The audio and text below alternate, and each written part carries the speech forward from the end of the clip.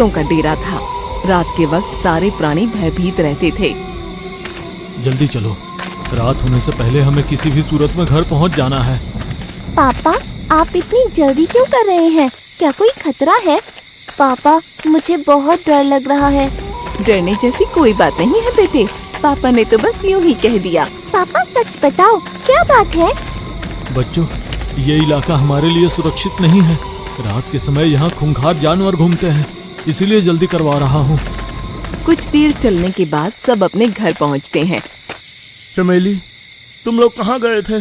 मुझे तुम्हारी कितनी चिंता हो रही थी। पता है, दूसरे जंगल से खूंखार भेड़िए यहाँ घूम रहे हैं। ये तो मैंने भी सुना है, परंतु हम जाएं तो कहाँ जाएं?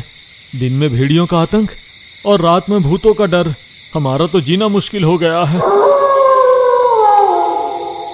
भेड़िए की आवाज सुनकर सब डर जाते हैं। अब हमें घर के अंदर चले जाना चाहिए। जंगल में घना सन्नाटा छाया था। तभी जंगल में 2 खूंखार भेड़िए आते हैं। देखा, हमारा कितना खौफ है, एक भी जानवर दिखाई नहीं दे रहा। दोनों भेड़िए शिकार की तलाश में घूम रहे थे। तभी भेड़ियों को देखकर एक खरगोश पेड़ के पीछे छुप जाता है। अरे बाप रे, भेड़ियों ने मुझे देख लिया तो जान से मार देंगे। ठीक उसी वक्त भेड़िए को हिरन नजर आता है। रंगा, चलो आज हिरन को शिकार बनाया जाए। चलो। कर हिरन को दबोच लेते हैं। ये दृश्य पेड़ के पीछे छुपा हुआ खरगोश देख लेता है। आज का खाने का इंतजाम हो गया, चलो अब कल आएंगे। दोनों भेड़िए हिरन को लेकर चले जाते हैं। अगले दिन सवेरे पूरे जंगल में कल रात की घटना के चर्चे शुरू हो जाते हैं। महाराज, अब तो हद हो गई है। बाहर के जानवर भी यहाँ आकर शिकार करने लगे हैं। दिन में उनका डर, रात में भूतों का डर। हम जाएं तो कहाँ जाएंगे महाराज? भूतों की समस्या से हम पहले ही परेशान थे, अब इन भेड़ियों ने हमारी परेशानी और बढ़ा दी है महाराज। तुम लोग डरो मत, क्योंकि डर जब हम पर हावी हो जाता है तो दिमाग काम करना बंद कर देता है। ऐसे वक्त में हमें क्या करना चाहिए? सबको मिलकर डर का सामना करना चाहिए, मुसीबत का मुकाबला करना चाहिए। महाराज, हम ठहरे मवेशी, हमें लड़ना नहीं आता। तुम चिंता मत करो, मैं कुछ करता हूँ। सभा खत्म होते ही सब अपने अपने घर जाने लगते हैं। चमेली, चमेली! भोला तेजी से चमेली के पास पहुंचता है। चमेली, हमारे बच्चे गायब हैं। क्या? बच्चे गायब होने की खबर सुनकर चमेली कांप जाती है। चलिए ना, बच्चों को ढूंढते हैं। उधर चमेली के बच्चे बिना बताए नदी किनारे खेलने चले गए थे। कितना मजा आ रहा है ना? हाँ, मगर अब हमें घर चलना चाहिए।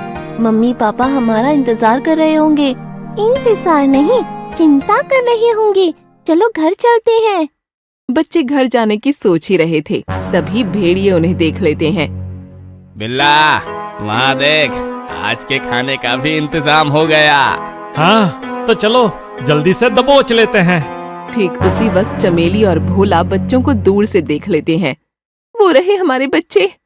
चमेली और भोला अपने बच्चों की ओर बढ़ रहे होते हैं। तभी उनकी नजर भेड़ियों पर पड़ती है। चमेली, वो भेड़िए हमारे बच्चों की ओर बढ़ रहे हैं, क्या करें? हम भेड़ियों से लड़ेंगे। अपने बच्चों को मौत के मुंह में देखकर एक माँ भेड़िए से लड़ने के लिए तैयार हो गई। और जैसे ही भेड़ियों ने बच्चों पर हमला किया, चमेली और भोला भेड़ियों पर टूट पड़े। मम्मी, हमको बचाओ।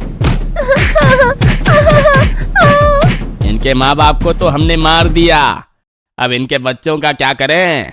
आज के खाने का प्रबंध हो गया है, इसलिए इनको जिंदा छोड़ देते हैं। हाँ, आज ये जिंदा रहेंगे तो कल खाने के काम आएंगे। चलो। तीनों घायल बकरी के बच्चे शेर सिंह के पास जाते हैं। महाराज, बड़ी दुख की बात है, चमेली और भोला बकरे को भेड़ियों ने मार दिया। मेरे पिताजी को भी इन्हीं भेड़ियों ने मार दिया था। आज मेरे पिता जिंदा होते तो हमारी ऐसी हालत नहीं होती। ऐसे वक्त में हमें बड़े महाराज की बहुत याद आती है।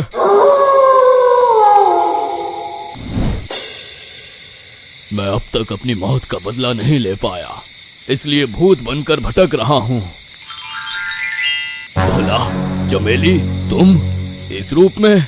हाँ बड़े महाराज, हम मर चुके हैं। तुम दोनों